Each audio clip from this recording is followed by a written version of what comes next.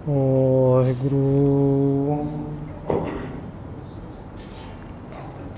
ਇੱਕ ਓੰਕਾਰ ਸਤਿਨਾਮ ਕਰਤਾ ਪੁਰਖ ਨਿਰਭਉ ਨਿਰਵੈਰ ਅਕਾਲ ਮੂਰਤ ਅਜੂਨੀ ਸੈਭੰ ਗੁਰ ਪ੍ਰਸਾਦ ਜਿਤਾ ਜੀਉ ਪਿੰਡ ਸਭ ਤੇਰਾ ਤੂੰ ਅੰਤਰ ਜਾਮੀ ਪੁਰਖ ਭਗਵਾਨ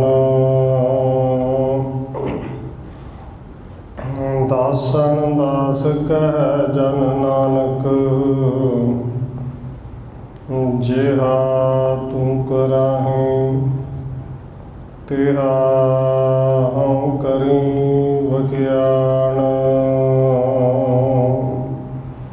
ਸੋ ਕਹੋ ਟਲ ਗੁਰ ਸੇਵੀਐ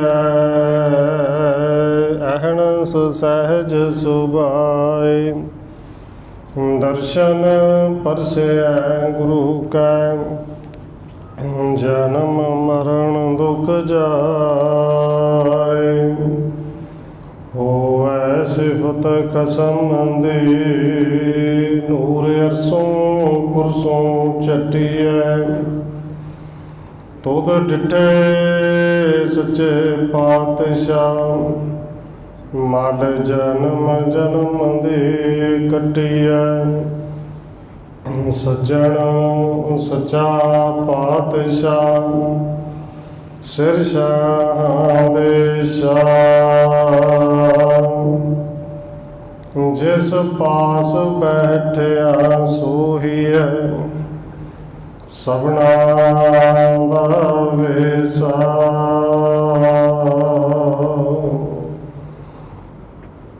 ਵਾਹਿਗੁਰੂ ਸਾਹਿਬ ਜੀ।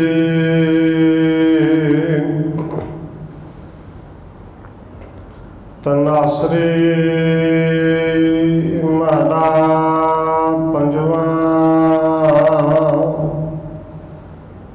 ਦੀਨ ਦਰਦ ਨਿਵਾਰ ਠਾਕੁਰ ਰਾਖੈ ਜਨ ਕੇ ਆਪ ਤਰਨ ਤਾਰਨ ਹਰ ਨਿਤ ਦੁਖ ਨ ਸਕੈ ਪਿਆਪ ਦੀਨ ਦਰਦ ਨਿਵਾਰ ਠਾਕੁਰ ਰਾਖੈ ਜਨ ਕੇ ਆਪ ਤਰਨ ਤਾਰਨ ਹਰ ਨਿਤ ਦੁਖ ਨ ਸਕੈ ਪਿਆਪ ਸਾਧੂ ਸੰਗ ਭਜੋ ਗੋਪਾਲ ਆਨ ਸੰਜਮ ਕਿਛ ਨਾ ਸੁਝੈ ਇਹ ਜਤਨ ਕਾਟ ਕਲ ਕਾਲ ਰਹਾਉ ਆਦ ਅੰਤ ਦਿਆਲ ਪੂਰਨ ਤਿਸ ਬਿਨਾ ਨਹੀਂ ਕੋਇ ਜਨਮ ਮਰਨ ਨਿਵਾਰ ਹਰ ਜਪ ਸਿਮਰ ਸੁਆਮੀ ਸੋਏ ਵੇਦ ਸਿਮਰਤ ਕਥੈ ਸ਼ਾਸਤ ਭਗਤ ਕਰਹਿ ਵਿਚਾਰ ਮੁਕਤ ਪਾਈਐ ਸਾਧ ਸੰਗਤ ਬਿਨ ਸਜਾਏ ਅੰਧਾਰ ਚਰਨ ਕਮਲ ਆਧਾਰ ਜਨ ਕਾ ਰਾਸ ਪੂੰਜੀ ਏਕ ਤਾਣ ਮਾਣ ਦੇ ਬਾਣ ਸਾਚਾ ਨਾਨਕ ਕੇ ਪ੍ਰਭ ਟੇਕ ਚਰਨ ਕਮਲ ਆਧਾਰ ਜਨ ਕਾ ਰਾਸ ਪੂੰਜੀ ਏਕ ਤਾਣ ਮਾਣ ਦੀ ਬਾਣ ਸਾਚਾ, ਨਾਨਕ ਕੀ ਪ੍ਰਭ ਟੇਕ। ਵਾਹਿਗੁਰੂ ਜੀ ਕਾ ਖਾਲਸਾ, ਵਾਹਿਗੁਰੂ ਜੀ ਕੀ ਫਤਿਹ। ਪਰਮ ਸਨਮਾਨਯੋਗ ਸਤਿਗੁਰੂ ਚਬਰ ਛਤਰ ਤਖਤ ਦੇ ਮਾਲਕ, ਹਾਜ਼ਰਾ ਹਜ਼ੂਰ ਜਹਰਾ ਜਹੂਰ ਸ਼ਬਦ ਗੁਰੂ, ਜੁਗੋਂ ਜੁਗ ਅਟਲ ਸਤਿਗੁਰੂ, ਧੰਨ ਸ਼੍ਰੀ ਗੁਰੂ ਗ੍ਰੰਥ ਸਾਹਿਬ ਮਹਾਰਾਜ ਸੱਚੇ ਪਾਤਸ਼ਾਹ ਜੀ ਦੀ ਪਾਵਨ ਪਵਿੱਤਰ ਹਜ਼ੂਰੀ ਅੰਦਰ ਜੁੜ ਬੈਠੇ ਸਤਸੰਗੀ ਜਨੋ, ਆਪ ਜੀ ਵੱਡੇ ਭਾਗਾਂ ਵਾਲੇ ਹੋ ਜੋ ਸਤਿਕਾਰਯੋਗ ਧੰਨ ਮਾਤਾ ਰਾਜਕੌਰ ਜੀ ਦੇ ਪਾਵਨ ਅਸਥਾਨ ਗੁਰਦੁਆਰਾ ਮੰਜੀ ਸਾਹਿਬ ਵਿਖੇ ਅੰਮ੍ਰਿਤ ਵੇਲੇ ਦੇ ਦੀਵਾਨਾਂ ਦੀਆਂ ਹਾਜ਼ਰੀਆਂ ਭਰ ਰਹੇ ਹੋ। ਨਿਤਨੇਮ ਦੀਆਂ ਬਾਣੀਆਂ ਤੋਂ ਉਪਰੰਤ ਆਸਾ ਕੀ ਵਾਰ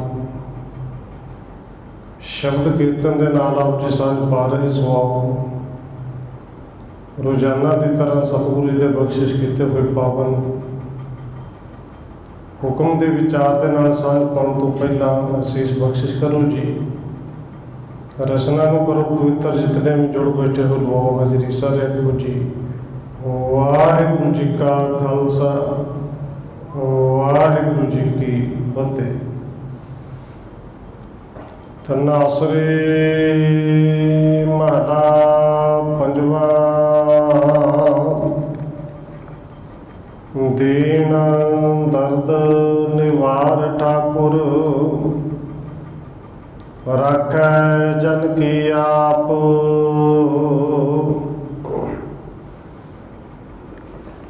ਧਨਾਸਰੀ ਰਾਗ ਵਿੱਚ ਪੰਚਮ ਪਾਤਸ਼ਾਹ ਸਤਿਗੁਰੂ ਧੰਨ ਗੁਰੂ ਅਰਜਨ ਦੇਵ ਮਹਾਰਾਜ ਜੀ ਦੇ ਪਾਵਨ ਬਚਨ ਅੰਗ ਨੰਬਰ 675 ਅਤੇ 676 ਦੇ ਉੱਤੇ ਸਬਾਇਮਾਨ ਨੇ। ਸਤਿਗੁਰੂ ਧੰਨ ਗੁਰੂ ਅਰਜਨ ਦੇਵ ਮਹਾਰਾਜ ਜੀ ਨੇ ਅੱਜ ਦੇ ਇਸ ਪਾਵਨ ਹੁਕਮ ਰਾਹੀਂ ਜੋ ਸਾਨੂੰ ਉਪਦੇਸ਼ ਬਖਸ਼ਿਸ਼ ਕੀਤਾ ਹੈ, ਸ਼ਬਦ ਦਾ ਸਮੁੱਚਾ ਭਾਵ ਹੈ ਕਿ ਧੰਨ ਗੁਰੂ ਅਰਜਨ ਦੇਵ ਜੀ ਬਖਸ਼ਿਸ਼ ਕਰਕੇ ਸਮਝਾਉਂਦੇ ਨੇ, ਭਾਈ ਜਿਹੜਾ ਆਪਣੀਆਂ ਬਾਹਰ ਦੀਆਂ ਸਾਰੀਆਂ ਸਿਆਣਪਾਂ ਛੱਡ ਕੇ ਆਪਣੀਆਂ ਬਾਹਰ ਦੀਆਂ ਅਕਲਾਂ ਤਾਕਤਾਂ ਨੂੰ ਇੱਕ ਪਾਸੇ ਰੱਖ ਕੇ ਅੰਦਰੋਂ ਨਿਮਾਣਾ ਹੋ ਕੇ ਸੱਚਮੁੱਚ ਗੁਰੂ ਦੇ ਸ਼ਰਨ ਵਿੱਚ ਆਵੇ ਤੇ ਫਿਰ ਮੇਰਾ ਗੁਰੂ ਆਪ ਹੱਥ ਦੇ ਕੇ ਉਹਨਾਂ ਨੂੰ ਰੱਖਦਾ ਹੈ। ਤੇ ਜਿਹੜਾ ਗੁਰੂ ਦੇ ਸ਼ਰਨ ਵਿੱਚ ਆ ਜਾਏ, ਫਿਰ ਗੁਰੂ ਦਾ ਸੁਭਾਅ ਹੈ ਉਹ ਸਾਡੇ ਸ਼ੁਰੂ ਤੋਂ ਲੈ ਕੇ ਸਾਡੇ ਅੰਤ ਤੱਕ, ਔਰ ਇੱਥੋਂ ਤੱਕ ਕਿ ਸਾਡੇ ਅੰਤ ਤੋਂ ਬਾਅਦ ਵੀ ਉਹ ਗੁਰੂ ਪਰਮੇਸ਼ਰ ਰੱਬ ਸਾਡਾ ਸਾਥ ਛੱਡਦਾ ਨਹੀਂ। ਔਰ ਜਿਹੜਾ ਗੁਰੂ ਦੇ ਸ਼ਰਨ ਵਿੱਚ ਆ ਜਾਏ, ਕੇਵਲ ਇੰਨਾ ਹੀ ਨਹੀਂ, ਸਤਿਗੁਰੂ ਜੀ ਕਹਿੰਦੇ ਨੇ ਉਹਦਾ ਜਨਮ ਤੇ ਮਰਨ ਮੇਰਾ ਗੁਰੂ ਕੱਟਦਾ ਹੈ। ਔਰ ਪਹਿਲੀਆਂ ਪੰਕਤੀਆਂ ਦੇ ਵਿੱਚ ਪਾਵਨ ਬਚਨ ਗਏ, ਦੀਨ ਦਰਦ ਨਿਵਾਰ ਠਾਕੁਰ, ਰਾਖੈ ਜਨ ਕੀ ਆਪ। ਦੀਨ ਦਰਦ ਵੈਸੇ ਕਈ ਤਰੀਕਿਆਂ ਦੇ ਨਾਲ ਕੀਤੇ ਜਾਂਦੇ ਨੇ। ਦੀਨ ਦੁਖੀ ਨੂੰ ਕਹਿ ਦਿੰਦਾ ਹੈ, ਦੀਨ ਦੁਖੀ ਸ਼ਬਦ ਵਰਤਿਆ ਜਾਂਦਾ ਹੈ। ਦੀਨ ਦਾ ਇੱਥੇ ਅਰਥ ਨਿਮਾਣਾ ਹੈ ਕਿ ਹੋਏ ਨਿਮਾਣੀ ਟੈ ਪਵਾ, ਬਸ ਨਿਮਾਣਾ ਹੋ ਕੇ ਗੁਰੂ ਦੇ ਸ਼ਰਨ ਵਿੱਚ ਆ ਜਾਵੇ ਜਿਹੜਾ ਟਹਿ ਜਾਏ। ਔਰ ਕਈ ਵਾਰੀ ਬੇਨਤੀ ਕੀਤੀ, ਗੁਰੂ ਦੇ ਸ਼ਰਨ ਕੇਵਲ ਚਾਰ ਦੁਆਰੇ ਨਹੀਂ, ਗੁਰੂ ਦੇ ਸ਼ਰਨ ਕੇਵਲ ਗੁਰੂਦੁਆਰਾ ਨਹੀਂ। ਗੁਰੂ ਦੇ ਸ਼ਰਨ ਅਸਲ ਵਿੱਚ ਜਿਹੜਾ ਆ ਜਾਂਦਾ, ਫਿਰ ਉਹਨੂੰ ਹਾਜ਼ਰ ਨਾਜ਼ਰ ਗੁਰੂ ਹਰ ਥਾਂ ਤੇ ਮਹਿਸੂਸ ਹੁੰਦਾ ਹੈ। ਗੁਰੂ ਦੇ ਸ਼ਰਨ ਵਿੱਚ ਆਇਆ ਹੋਇਆ ਫਿਰ ਹਰ ਥਾਂ ਤੇ ਗੁਰੂ ਨੂੰ ਆਪਣੇ ਨਾਲ ਅਹਿਸਾਸ ਕਰਦਾ ਕਿ ਗੁਰੂ ਹਰ ਵੇਲੇ ਮੇਰੇ ਨਾਲ ਹੈ। ਔਰ ਜਿਹੜਾ ਇੰਨਾ ਦੇਣ ਬਣ ਕੇ ਗੁਰੂ ਦੇ ਸ਼ਰਨ ਵਿੱਚ ਅਸਲ ਵਿੱਚ ਆਵੇ, ਉਸ ਨੂੰ ਸਤਿਗੁਰੂ ਧੰਨ ਗੁਰੂ ਅਰਜਨ ਦੇਵ ਜੀ ਨੇ ਪਾਵਨ ਬਚਨ ਸੁਖਬਾਣੀ ਸਾਹਿਬ ਦੇ ਵਿੱਚ ਵੀ ਕਹੇ ਨੇ ਕਿ ਦੀਨ ਦਰਦ ਦੁਖ ਭੰਜਨਾ ਘਟ ਘਟ ਨਾਥ ਅਨਾਥ। ਅਨਾਥਾਂ ਦੇ ਨਾਥ ਅਕਾਲ ਪੁਰਖ ਵਾਹਿਗੁਰੂ ਜੀ, ਤੂੰ ਹਰ ਇੱਕ ਘਟ ਵਿੱਚ ਹੈ, ਹਿਰਦੇ ਵਿੱਚ ਹੈ। ਔਰ ਜਿਹੜਾ ਵੀ ਦੀਨ ਹੋ ਜੇ ਤੇ ਦੀਨਾਂ ਦੇ ਦਰਦਾਂ ਨੂੰ ਤੂੰ ਦੂਰ ਕਰਨਾ ਹੈ। ਔਰ ਅਸਲ ਵਿੱਚ ਦਰਦ, ਇਹ ਵੀ ਸ਼ਬਦ ਆਪਣੇ ਆਪ ਦੇ ਵਿੱਚ ਬੜਾ ਕਮਾਲ ਦਾ ਹੈ ਕਿ ਆਪਾਂ ਬੇਸ਼ੱਕ ਕਹਿ ਦਈਏ ਕਿ ਬੜਾ ਦਰਦ ਦੇ ਵਿੱਚ ਹੈ, ਫਲਾਣਾ ਬੜਾ ਦਰਦ ਦੇ ਵਿੱਚ ਹੈ, ਪਰ ਹਕੀਕਤ ਹੈ ਕਿ ਉਹ ਦਰਦ ਕਿਸੇ ਵੀ ਤਰ੍ਹਾਂ ਦੀ ਹੋਵੇ, ਉਸ ਦਰਦ ਨੂੰ ਜਾਣਦਾ ਉਹੀ ਹੈ ਜਿਹਨੂੰ ਉਹ ਦਰਦ ਹੈ। ਮਾਂ ਦਾ ਪੁੱਤਰ ਅੱਖਾਂ ਦੇ ਸਾਹਮਣੇ ਚਲਾ ਜਾਏ ਤੇ ਉਸ ਦਰਦ ਨੂੰ ਕੇਵਲ ਮਾਂ ਹੀ ਮਹਿਸੂਸ ਕਰ ਸਕਦੀ ਹੈ। ਔਰ ਇਹ ਜੋ ਕੁਝ ਪੰਜਾਬ ਦੇ ਵਿੱਚ ਪਿਛਲੇ ਦਿਨੀ ਹੋਇਆ, ਦੇਖੋ ਭਾਵੇਂ ਕੋਈ ਬੰਦਾ ਮਾੜਾ ਗਾਉਂਦਾ ਹੈ, ਚੰਗਾ ਗਾਉਂਦਾ ਹੈ, ਮਾੜਾ ਬੋਲਦਾ ਹੈ, ਚੰਗਾ ਬੋਲਦਾ ਹੈ, ਕਿਉਂਕਿ ਉਹਦਾ ਜਵਾਬ ਜੇ ਉਹ ਬੋਲਦਾ ਤੇ ਬੋਲਚਾਲ ਦੇ ਵਿੱਚ ਦੇਣਾ ਚਾਹੀਦਾ ਸੀ। ਉਹਦੇ ਤੋਂ ਅੱਗੇ ਲੰਘਣਾ ਸੀ ਤੇ ਲੰਘਣਾ ਚਾਹੀਦਾ ਸੀ, ਪਰ ਕਿਸੇ ਦੇ ਜ਼ਬਾਨ ਕਦਮ ਬੰਦ ਕਰਕੇ, ਕਿਸੇ ਦੇ ਸਾਹ ਰੋਕ ਕੇ, ਔਰ ਬੁਜ਼ਦਲਾਂ ਦੀ ਤਰ੍ਹਾਂ ਇਸ ਤਰ੍ਹਾਂ ਗੋਲੀਆਂ ਚਲਾ ਕੇ ਕਿਸੇ ਨੂੰ ਮਾਰ ਦੇਣਾ, ਇਹ ਕੋਈ ਬਹਾਦਰੀ ਜਾਂ ਸੂਰਬੀਰਤਾ ਨਹੀਂ। ਸੂਰਮਾ ਉਹ ਹੈ ਜਿਹੜਾ ਆਪਣੇ ਗੁਨਾਹ ਕਰਕੇ ਅਗਲਾ ਭਾਵੇਂ ਜਿੰਨਾ ਮਰਜ਼ੀ ਹੈ ਉਹਦੇ ਤੋਂ ਆਪਣੀ ਲੀਕ ਅੱਗੇ ਖਿੱਚ ਵੱਡੀ ਵਧਾ। ਖਰੇ ਤੇ ਸਤਿਗੁਰੂ ਜੀ ਕਿਰਪਾ ਕਰਦੇ ਨੇ, ਤੂੰ ਦੁੱਖ ਉਹੀ ਜਾਣਦਾ ਹੈ। ਉਹ ਦੁੱਖ ਭਾਵੇਂ ਮੇਰੇ ਖਿਆਲ 'ਚ ਕੋਈ ਐਸਾ ਨਹੀਂ ਹੋਣਾ ਕਿ ਜਿਹਨੇ ਸੁਣਿਆ ਹੋਵੇ। 28 ਸਾਲ ਦਾ ਨੌਜਵਾਨ ਗੱਭਰੂ, ਦੁੱਖ ਮਹਿਸੂਸ ਸਭ ਨੇ ਕੀਤਾ ਹੋਵੇਗਾ, ਪਰ ਅਸਲ ਵਿੱਚ ਉਹ ਦੁੱਖ ਮਾਂ ਹੀ ਜਾਣਦੀ ਹੈ ਕਿ ਕਿੰਨਾ ਕੁ ਦੁੱਖ ਹੈ। ਕੰਡਾ ਜਿਹਦੇ ਪੈਰ ਦੇ ਵਿੱਚ ਵੱਜਿਆ ਹੋਏਗਾ, ਉਹ ਕੰਡੇ ਦੇ ਦਰਦ ਉਹੀ ਜਾਣਦਾ ਹੈ। ਔਰ ਇੱਥੇ ਧੰਨ ਗੁਰੂ ਅਰਜਨ ਦੇਵ ਜੀ ਨੇ ਬਖਸ਼ਿਸ਼ ਕੀਤੀ, ਦਰਦ ਕਿਸੇ ਵੀ ਤਰ੍ਹਾਂ ਦੀ ਹੋਵੇ, ਕਿਉਂਕਿ ਦਰਦ ਕੇਵਲ ਬਾਹਰ ਦੇ ਇਹ ਦੁੱਖ ਹੀ ਨਹੀਂ, ਦਰਦ ਇੱਕ ਉਹ ਵੀ ਹੈ ਜਿਹਨੂੰ ਧੰਨ ਗੁਰੂ ਨਾਨਕ ਦੇਵ ਸੱਚੇ ਪਾਤਸ਼ਾਹ ਜੀ ਨੇ ਕਿਹਾ ਸੀ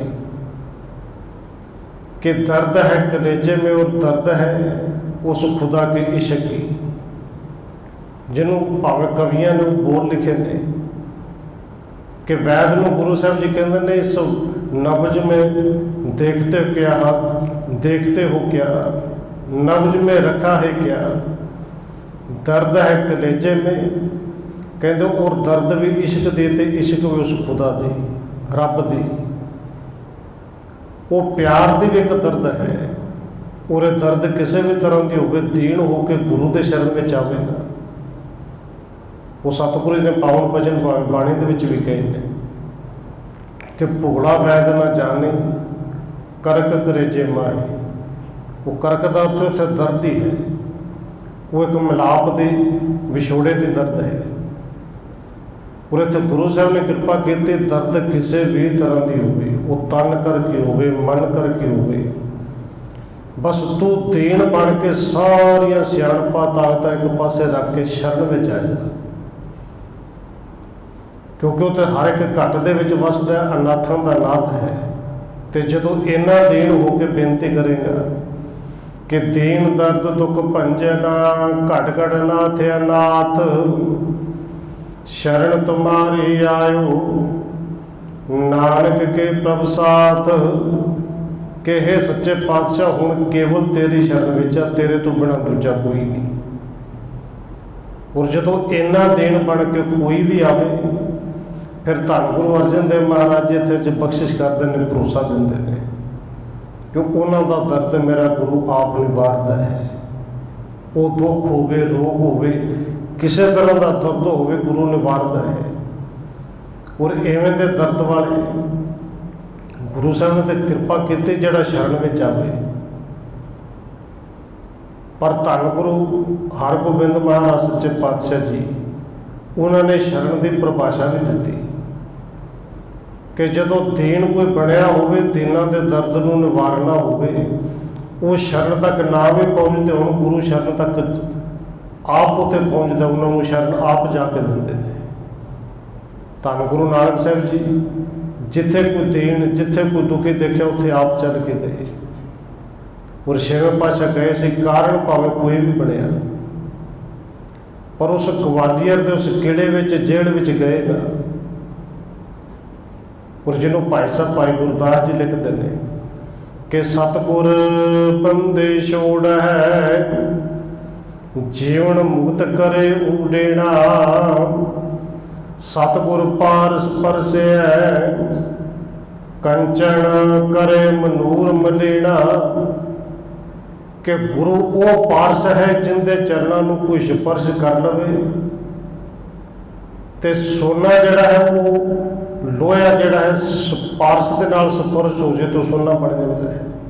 ਪਰ ਪਾਰਸ ਵਿੱਚ ਵੀ ਇੱਕ ਕਮੀ ਹੈ ਕਿ ਮਨੂਰ ਨੂੰ, ਸੜੇ ਹੋਏ ਲੋਹੇ ਨੂੰ ਸੋਨਾ ਨਹੀਂ ਬਣਾ ਸਕਦਾ, ਪਰ ਗੁਰੂ ਉਹ ਪਾਰਸ ਹੈ ਜਿਹੜਾ ਸੜਿਆ ਹੋਇਆ ਵੀ ਹੈ ਨਾ, ਵਿਕਾਰਾਂ ਕਰਕੇ, ਪਾਪਾਂ ਕਰਕੇ, ਉਹ ਵੀ ਜੇ ਗੁਰੂ ਪਾਰਸ ਨੂੰ ਆ ਕੇ ਸਪਰਸ਼ ਕਰਦੇ, ਗੁਰੂ ਉਹਨੂੰ ਵੀ ਕੰਚਨ ਬਣਾਉਂਦਾ ਹੈ। ਉਹਦੇ ਦੇਹ ਭਾਵੇਂ ਉਹ ਰੋਗ ਬਾਹਰ ਦਾ ਹੋਵੇ ਤੇ ਭਾਵੇਂ ਅੰਦਰ ਦਾ ਹੋਵੇ, ਉਸ ਦੇਹ ਨੂੰ ਕੰਚਨ ਵਰਗਾ ਕਰਦਾ ਹੈ। ਔਰ ਉਹਨਾਂ 52 ਰਾਜਿਆਂ ਨੇ ਇਹ ਬੇਨਤੀ ਕੀਤੀ ਸੀ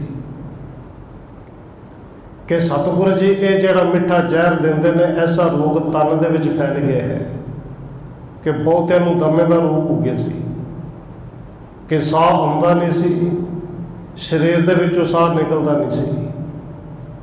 ਇੱਕੋ ਹੀ ਬੇਨਤੀ ਕਰਦੇ ਸੀ, ਜਾਂ ਤੇ ਇਸ ਰੋਗ ਤੋਂ, ਦੁੱਖ ਤੋਂ ਬਚਾ ਲਓ, ਤੇ ਜਾਂ ਫਿਰ ਕਿਰਪਾ ਕਰੋ ਸਾਈਂ ਦੇ ਅੱਗੇ ਅਰਦਾਸ ਕਰੋਗੇ ਜਿਹੜੇ ਸਾਹ ਰੁਕ ਕੇ ਆਉਂਦੇ ਨੇ ਨਾ ਹੀ ਆਉਣ ਤੇ ਠੀਕ ਹੈ। ਮੌਤ ਨੂੰ ਤਰਸਦੇ ਸੜਕੇ ਤਾਂ ਮੌਤ ਹੀ ਆ ਜਾਏ। ਪਰ ਧੰਨ ਗੁਰੂ ਹਰਗੋਬਿੰਦ ਸਾਹਿਬ ਮਹਾਰਾਜ ਜੀ ਸ਼ਰਨ ਦੇ ਵਿੱਚ ਜਦੋਂ ਆਏ ਤੇ ਗੁਰੂ ਸਾਹਿਬ ਨੂੰ ਉੱਥੇ 2 ਵਚਨ ਕਹੇ ਸਨ। ਕਹਿੰਦੇ ਭਾਈ ਅੱਜ ਤੋਂ ਬਾਅਦ ਇਸ ਜੇਲ੍ਹ ਦਾ ਤੁਸੀਂ ਖਾਣਾ ਨਹੀਂ ਖਾਣਾ, ਕਿਉਂਕਿ ਇਤਿਹਾਸ ਲੰਬਾ ਆਪ ਜੀ ਜਾਣਦੇ ਹੋ। ਇਹ ਤਾਂ ਹੀ ਹੋ ਸਕਦਾ ਸੀ ਉੱਥੋਂ ਦਾ ਦਰੋਗਾ ਉਹ ਗੁਰੂ ਸਾਹਿਬ ਤੇ ਵਿਸ਼ਵਾਸ ਤੇ ਸ਼ਰਧਾ ਰੱਖਦਾ ਸੀ, ਤਾਂ ਹੀ ਬਾਹਰ ਦਾ ਖਾਣਾ ਅੰਦਰ ਆ ਸਕਦਾ ਸੀ। ਔਰ ਗੁਰੂ ਸਾਹਿਬ ਨੇ ਪਹਿਲਾ ਵਚਨ ਕਿਹਾ ਕਿ ਇੱਥੋਂ ਜੇਲ੍ਹ ਦਾ ਖਾਣਾ ਤੁਸੀਂ ਅੱਜ ਤੋਂ ਬਾਅਦ ਨਹੀਂ ਖਾਣਾ, ਤੇ ਦੂਸਰਾ ਵਚਨ ਕਿਹਾ ਸੀ ਕਿ ਤੁਸੀਂ ਹਰ ਵੇਲੇ ਨੀਂਦ ਨਹੀਂ ਆਉਂਦੀ, ਕੰਧਾਂ ਦੇ ਵਿੱਚ ਸਿਰ ਮਾਰਦੇ ਸਨ ਕਿ ਨੀਂਦ ਕਿੱਥੋਂ ਆਏ, ਸਾਹ ਹੀ ਨਹੀਂ ਸੀ ਹੁੰਦਾ। ਸਤਿਗੁਰੂ ਜੀ ਕਹਿੰਦੇ ਨੇ ਭਾਈ ਵਾਹਿਗੁਰੂ ਵਾਹਿਗੁਰੂ ਵਾਹਿਗੁਰੂ ਵਾਹਿਗੁਰੂ ਬੋਲਣਾ ਹੈ, ਗੁਰੂ ਕਿਰਪਾ ਕਰੇਗਾ। ਜੇਲ੍ਹ ਦਾ ਖਾਣਾ ਖਾਣਾ ਨਹੀਂ ਤੇ ਖਾਣਾ ਕੀ ਹੈ। ਧੰਨ ਗੁਰੂ ਹਰਗੋਬਿੰਦ ਸਾਹਿਬ ਨੇ ਗਵਾਲੀਅਰ ਦੀਆਂ ਉਹਨਾਂ ਸੰਗਤਾਂ ਨੂੰ ਹੁਕਮ ਕੀਤਾ ਸੀ ਭਾਈ ਕਿ ਅੱਜ ਤੋਂ ਹਰ ਰੋਜ਼ ਇਸ ਜੇਲ੍ਹ ਦੇ ਵਿੱਚ, ਕਿਲੇ ਦੇ ਵਿੱਚ ਕੜਾਹ ਪ੍ਰਸ਼ਾਦ ਦੀ ਦੇਗ ਲੈ ਕੇ ਆਉਣੀ, ਉਹਨੂੰ ਖੁੱਲੀ ਬਣਾ ਕੇ ਲਿਆਉਣੀ ਹੈ। ਉਹ ਰਾਜਾ ਨੇ ਕਿਹਾ ਸੀ ਦੇਗ ਤੋਂ ਬਿਨਾਂ ਤੁਸੀਂ ਛਕਣੇ ਹੋਰ ਕੁਝ ਨਹੀਂ। ਇੱਥੇ ਇੱਕ ਬੇਨਤੀ ਹੋਰ ਹੈ ਕਿ ਇਹਨੂੰ ਕੜਾਹ ਪ੍ਰਸ਼ਾਦ ਕਿਹਾ ਜਾਂਦਾ ਹੈ। ਇਹ ਪ੍ਰਸ਼ਾਦ ਬਣਦਾ ਉਦੋਂ ਜਦੋਂ ਗੁਰੂ ਦਾ ਪ੍ਰਸਾਦ ਵਿੱਚ ਵਰਤਦਾ ਹੈ, ਗੁਰੂ ਦੀ ਕਿਰਪਾ ਵਰਤਦੀ ਹੈ। ਔਰ ਕੜਾਹ ਪ੍ਰਸ਼ਾਦ ਦੇ ਵਿੱਚ ਸੱਚਮੁੱਚ ਗੁਰੂ ਦੀ ਕਿਰਪਾ ਹੈ।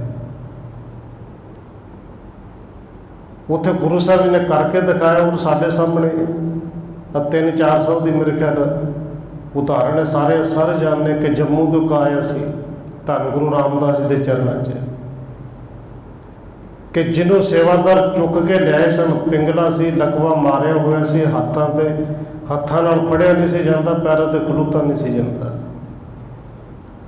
ਔਰ ਅੰਦਰੋਂ ਇੱਕ ਹੋਬ ਨਿਕਲੀ, ਅਰਦਾਸ ਨਿਕਲੀ ਕਿ ਸਤਿਗੁਰੂ ਜੀ ਤੇਰੇ ਘਰ ਵਿੱਚ ਕੀ ਨਹੀਂ।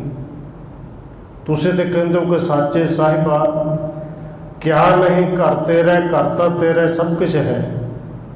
ਤੇ ਜੇ ਤੇਰੇ ਘਰ ਵਿੱਚ ਸਭ ਕੁਛ ਹੈ, ਇੰਨੀ ਕਿਰਪਾ ਕਰਦੇ ਆਪਣੇ ਪੈਰਾਂ ਤੇ ਖਲੋਣ ਜੋਗਾ ਤੇ ਕਰ। ਔਰ ਅਸਲ ਵਿੱਚ ਉਹ ਜੇ ਅਰਦਾਸ ਕਿਸੇ ਭਰੋਸੇ ਨਾਲ ਨਿਕਲੀ ਹੋਏਗੀ। ਔਰ ਲਾਈਵ ਚੱਲਦੇ ਦੇ ਵਿੱਚ ਉਹ 2 ਵਾਰੀ ਉੱਠਣ ਦਾ ਯਤਨ ਕੀਤਾ, ਪਰ ਤੀਜੀ ਵਾਰੀ ਗੁਰੂ ਨੇ ਕਿਰਪਾ ਕੀਤੀ, ਉੱਠ ਕੇ ਖਲੋ ਹੀ ਗਿਆ। ਪਰ ਜ਼ਬਾਨ ਤੋਂ ਹਜੇ ਵੀ ਨਹੀਂ ਸੀ ਬੋਲਿਆ ਜਾਂਦਾ। ਪੈਰਾਂ ਨਾਲ ਚੱਲ ਕੇ ਗਿਆ ਜਿੱਥੋਂ ਕੜਾਹ ਪ੍ਰਸ਼ਾਦ ਮਿਲਦਾ ਹੈ, ਲਾਚੀ ਬੇਰੀ ਵਾਲੀ ਥਾਂ ਤੋਂ ਕੜਾਹ ਪ੍ਰਸ਼ਾਦ ਲਿਆ। ਔਰ ਦੁਬਾਰੇ ਵਾਪਸ ਪਰਤ ਕੇ ਧੰਨ ਗੁਰੂ ਰਾਮਦਾਸ ਦੇ ਦਰ ਤੇ ਦਰਸ਼ਨ ਕਰਕੇ ਉਹਨੇ ਅੰਦਰੋਂ ਫਿਰ ਇਹ ਆਵਾਜ਼ ਕਹੀ ਹੋਣੀ, ਬੇਨਤੀ ਕੀਤੀ ਹੋਣੀ कि जे तेरे घर सब कुछ है, जिथे पैर दिते, हथ ठीक किते, किरपा कर रुकी हुई जबान भी किते चल जाए। वो कड़ाह प्रसादी देग सी, कहते देग छकदे नाल जिंदे तो बोलिया नहीं सी जाता, पर उतों देग छकदे नाल धन गुरु रामदास, धन गुरु रामदास कहता हुए उतों बाहर आया सी। और धन गुरु हरगोबिंद साहब सच्चे पातशाह उत्ते कृपा करके नाले ये भी समझाते हैं, कड़ाह प्रसाद की देग विच अपने आप दे विच गुरु की कृपा है।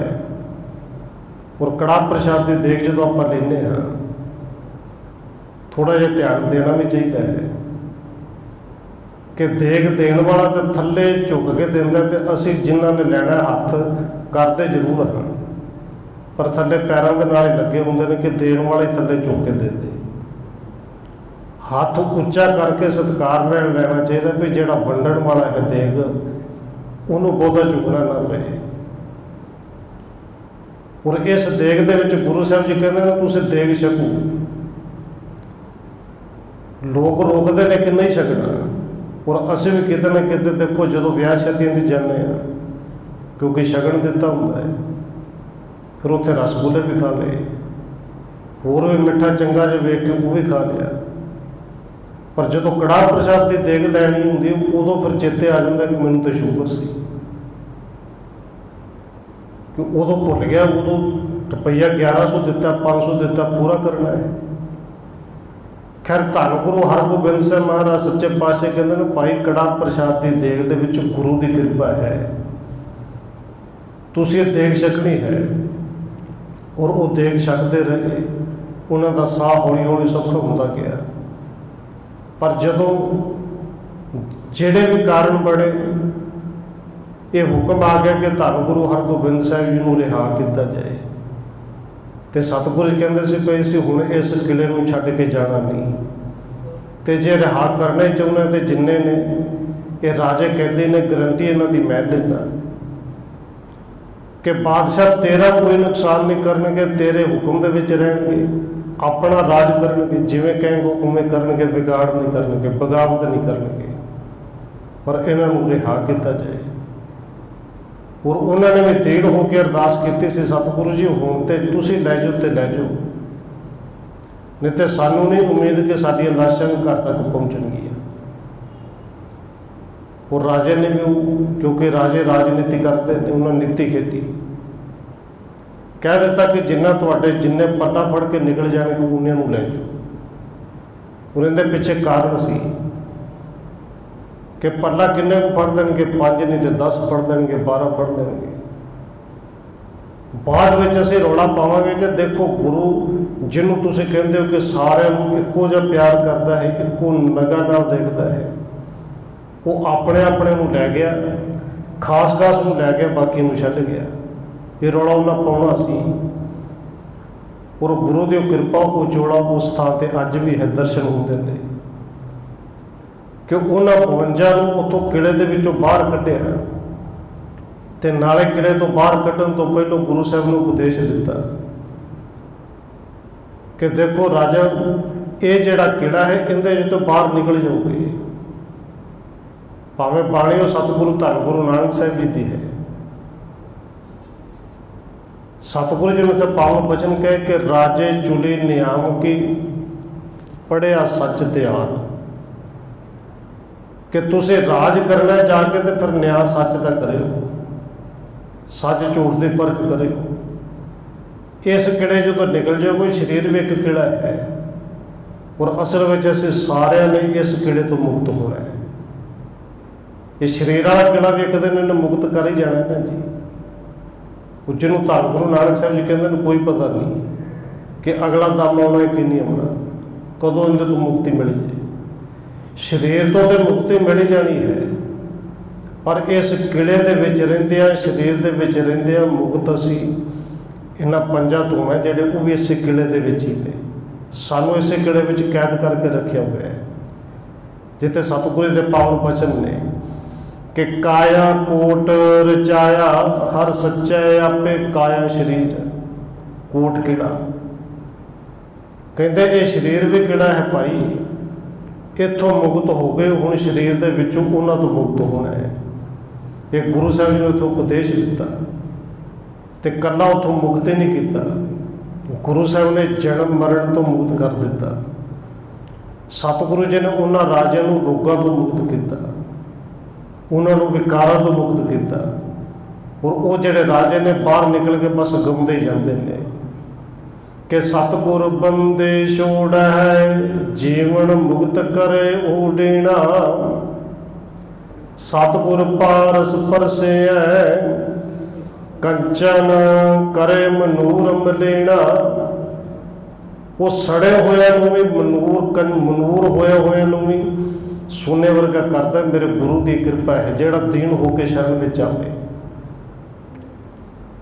ਔਰ ਸਤਿਗੁਰੂ ਜੀ ਅੱਜ ਵੀ ਕਰਦੇ ਨੇ। ਧੰਨ ਗੁਰੂ ਅਰਜਨ ਦੇਵ ਜੀ, ਕਿਉਂਕਿ ਬਾਣੀ ਜੁਗੋ ਜੁਗ ਅਟੱਲ ਹੈ, ਗੁਰੂ ਗ੍ਰੰਥ ਸਾਹਿਬ ਜੀ ਜੁਗੋ ਜੁਗ ਅਟੱਲ ਨੇ। ਜੋ ਉਦੋਂ ਕਰਦੇ ਸਨ ਅੱਜ ਵੀ ਕਰਦੇ ਨੇ। ਤੂੰ ਦੀਨ ਹੋ ਕੇ ਆ। ਕਹਿੰਦੇ ਦੀਨ ਦਰਦ ਨਿਵਾਰ ਠਾਕੁਰ, ਰਾਖੈ ਜਨ ਕੇ ਆਪ। ਰਾਖੈ ਜਨ ਕੇ ਆਪ। ਹੁਣ ਆਪਣੇ ਜਨ ਦੀ ਆਪ ਕਿਵੇਂ ਰੱਖਦਾ ਜੀ?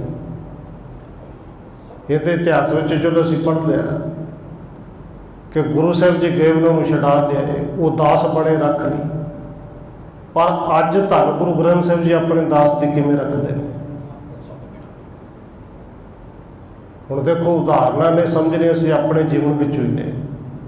ਆਪਣੇ ਸੇਵਕ ਦੀ ਆਪ ਕਿਵੇਂ ਰੱਖਦਾ? ਆਪਣੇ ਸੇਵਕ ਕੀ ਆਪੇ ਰੱਖੈ। ਤੇ ਕਿਵੇਂ ਰੱਖਦਾ? ਕਹਿੰਦੇ ਆਪੇ ਨਾਮ ਜਪਾਵੇ। ਅਸਲ ਵਿੱਚ ਉਦੋਂ ਰੱਖਦਾ ਹੈ ਕਿ ਹਰ ਇੱਕ ਮਨੁੱਖ ਦੇ ਜੀਵਨ ਵਿੱਚ ਦੋ ਵਿਚਾਰਧਾਰਾ ਤੇ ਚੱਲਦੀਆਂ ਨੇ, ਇੱਕ ਮਾੜੀ ਤੇ ਇੱਕ ਚੰਗੀ। ਬਸ ਜਿਹੜਾ ਚੰਗੇ ਗੁਰਮਤਿ ਦੇ ਵਿਚਾਰਧਾਰਾ ਦਾ ਧਾਰਨੀ ਹੈ, ਉਹ ਮਾੜੀਆਂ ਵਿਚਾਰਾਂ ਨੂੰ ਨੇੜੇ ਆਉਣ ਹੀ ਨਹੀਂ ਦਿੰਦਾ। ਮਾੜੇ ਵਿਚਾਰ ਉੱਠਣ ਤੋਂ ਪਹਿਲਾਂ ਆਪੇ ਨਾਮ ਜਪਾਵੇ, ਆਪਣੇ ਗੁਰੂ ਨੂੰ ਯਾਦ ਕਰ ਲੈਂਦਾ ਹੈ। ਹੁਣ ਆਪੇ ਕਿਵੇਂ ਰੱਖਦਾ ਹੈ? ਸਾਹਮਣੇ ਬੰਦਾ ਰਿਸ਼ਵਤ ਲੈਣ ਲੱਗਿਆ, ਨੌਕਰੀ ਵੀ ਚੰਗੀ ਹੈ, ਲੱਖ ਡੇਢ ਤਨਖਾਹ ਵੀ ਹੈ, ਔਰ ਸਾਹਮਣੇ ਉਹ ਰਿਸ਼ਵਤ ਮਿਲਦੀ 5-10 ਲੱਖ ਰੁਪਏ ਦੀ, ਕਰੋੜ ਰੁਪਏ ਦੀ, ਕਿ ਕੰਮ ਜਿਹੜਾ ਨਜਾਇਜ਼ ਹੈ ਇਹ ਵੀ ਕਰਨਾ ਹੈ। ਤੇ ਵਿਚਾਰਾ ਹਰ ਕਿਸੇ ਦੇ ਸਾਹਮਣੇ ਦੋ ਉਦੋਂ ਆਉਂਦੀਆਂ ਨੇ, ਭਾਵੇਂ ਉਹ ਸਿੱਖ ਹੋਵੇ ਭਾਵੇਂ ਕੋਈ ਹੋਵੇ। ਇੱਕ ਵਿਚਾਰ ਤੇ ਆਉਂਦੇ ਕਿ ਲੱਖ ਡੇਢ ਦੇ ਪਿੱਛੇ ਕਿੱਥੇ ਮਹੀਨਾ ਲਾਉਣਾ ਹੈ, ਕਰੋੜਾਂ ਆਉਂਦੇ ਨੇ, ਫੜ ਇੱਕ ਵਾਰੀ ਕਰ ਕੰਮ, ਅੱਗਾ ਕਿੰਨੇ ਵੇਖੇ।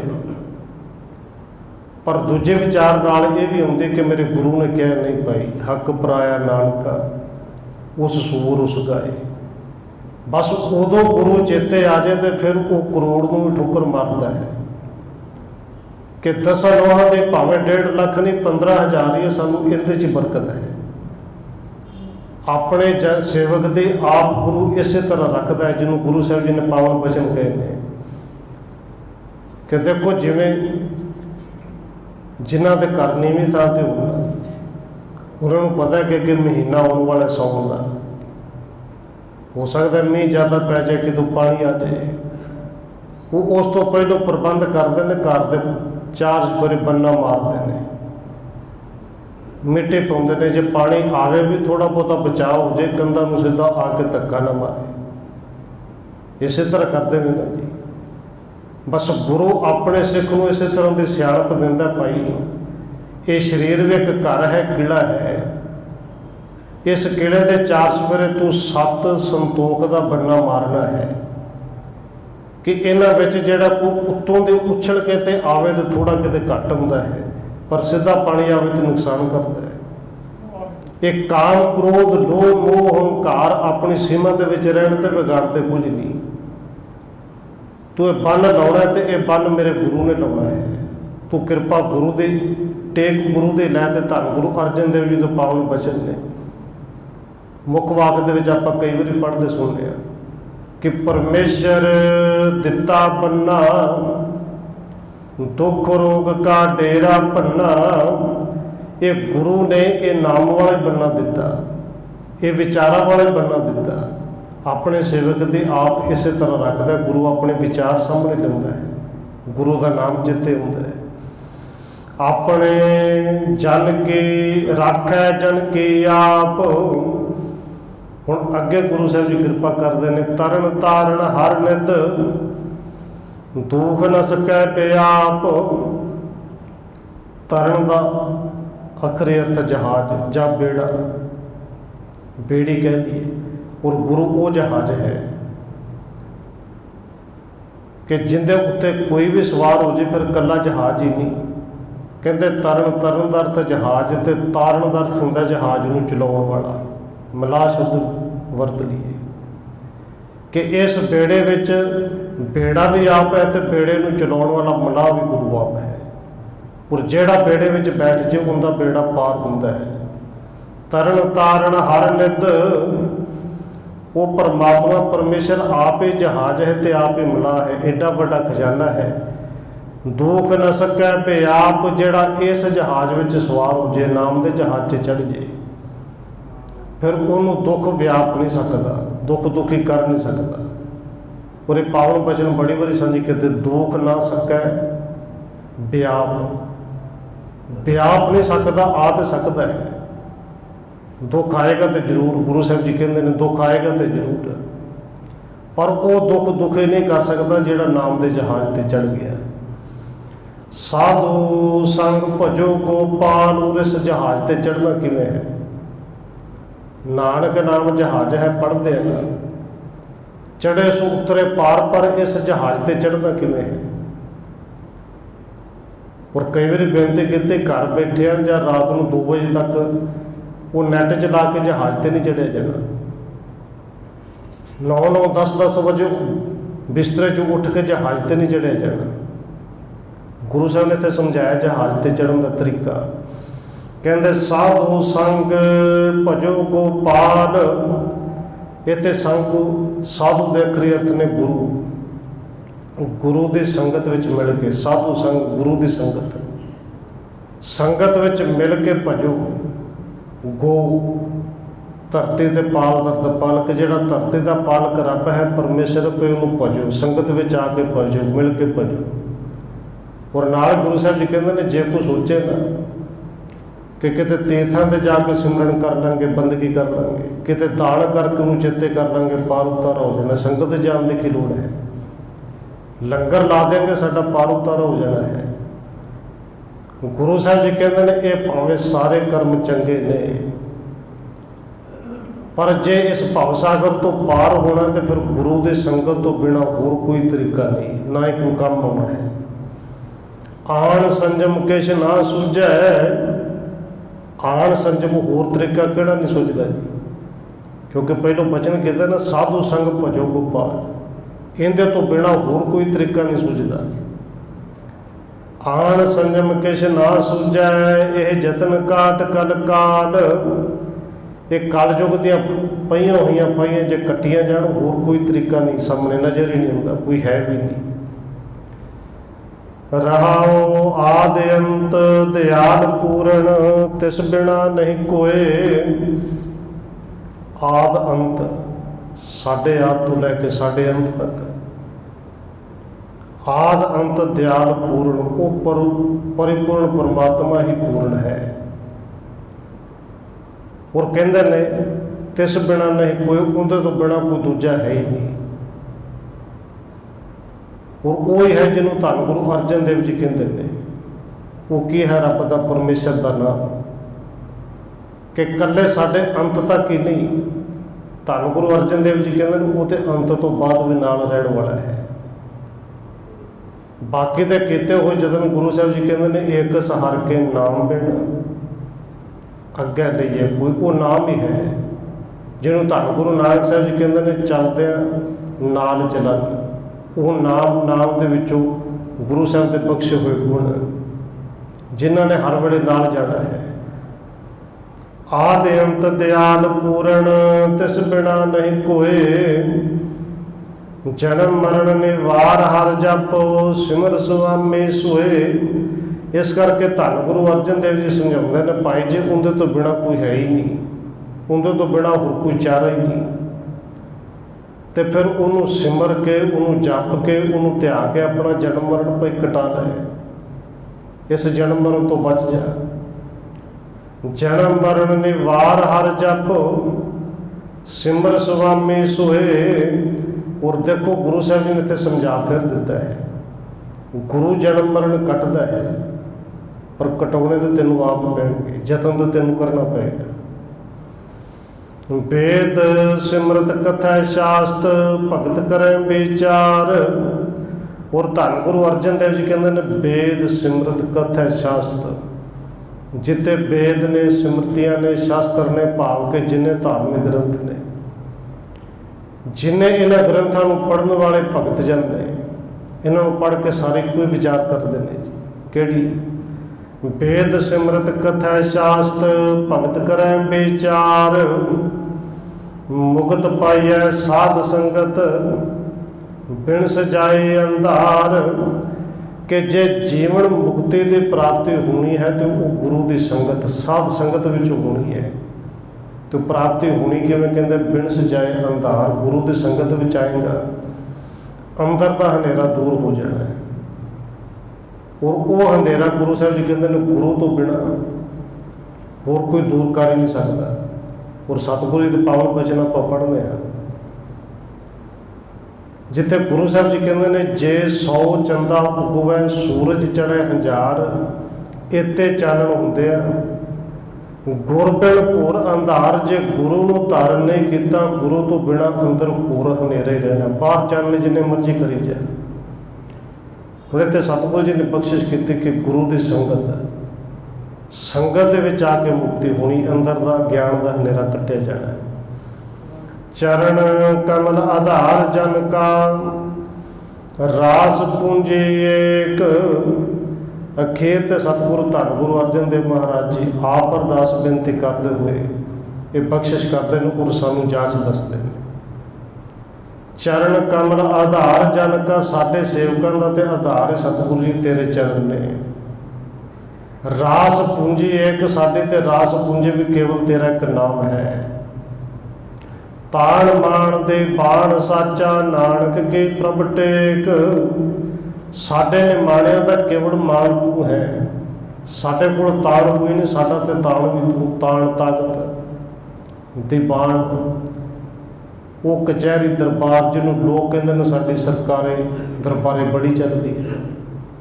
ਔਰ ਜਿਨ੍ਹਾਂ ਦੀ ਫਿਰ ਬੜੀ ਚੱਲਦੀ ਹੋਵੇ ਉਹ ਸਾਹਮਣੇ ਆਉਂਦਾ, ਫਿਰ ਬਹੁਤ ਸਾਰਾ ਉਹ ਕਰਦੇ ਨੇ ਜੋ ਨਹੀਂ ਕਰਨਾ ਚਾਹੀਦਾ। ਪਰ ਮੇਰੇ ਸੱਚੇ ਗੁਰੂ ਦਾ ਦੀਵਾਨ ਦਰਬਾਰ ਉਹ ਹੈ ਜਿਹਦੀ ਉਹਦੇ ਦਰ ਤੱਕ ਚੱਲਦੀ ਹੋਵੇ। ਫਿਰ ਉਹ ਕਰਮ ਕਦੇ ਕਰਦੇ ਹੀ ਨਹੀਂ ਜਿਹੜਾ ਨਹੀਂ ਕਰਨਾ ਚਾਹੀਦਾ। ਉਹ ਮਾੜੇ ਕਰਮਾਂ ਦੇ ਨੇੜੇ ਨਹੀਂ ਜਾਂਦੇ। ਪਰ ਦੁਨੀਆ ਦੇ ਲੋਕਾਂ ਦੇ ਸਰਕਾਰੇ ਦਰਬਾਰੇ ਚੱਲਦੀ ਹੋਵੇ ਉਹ ਚੰਗੇ ਕੰਮ ਦੇ ਨੇੜੇ ਨਹੀਂ ਜਾਂਦੇ, ਕਿਉਂਕਿ ਸੱਚੀ ਸਰਕਾਰ ਹੈ ਨਾ। ਔਰ ਸਤਿਗੁਰੂ ਜੀ ਕਿਰਪਾ ਕਰਦੇ ਨੇ, ਨਾਨਕ ਕੀ ਪ੍ਰਭ ਟੇਕ। ਧੰਨ ਗੁਰੂ ਅਰਜਨ ਦੇਵ ਜੀ ਬਖਸ਼ਿਸ਼ ਕਰਦੇ ਨੇ ਵੀ ਸਾਡੀ ਟੇਕ ਤੇ ਕੇਵਲ ਇੱਕ ਪ੍ਰਭੂ ਤੇ ਹੈ। ਸਾਡੇ ਲਈ ਸਾਰਾ ਕੁਝ ਉਹ ਹੈ। ਹੋਈਆਂ ਭੁੱਲਾਂ ਦੀ ਖਿਮਾ। ਆਓ 1-2 ਮਿੰਟ ਹੋਰ ਰਸਨਾ ਦੇ ਨਾਲ ਹਾਜ਼ਰੀ ਲਵਾਈਏ, ਫਿਰ ਸਮਾਪਤੀ ਹੈ ਜੀ। ਵਾਹਿਗੁਰੂ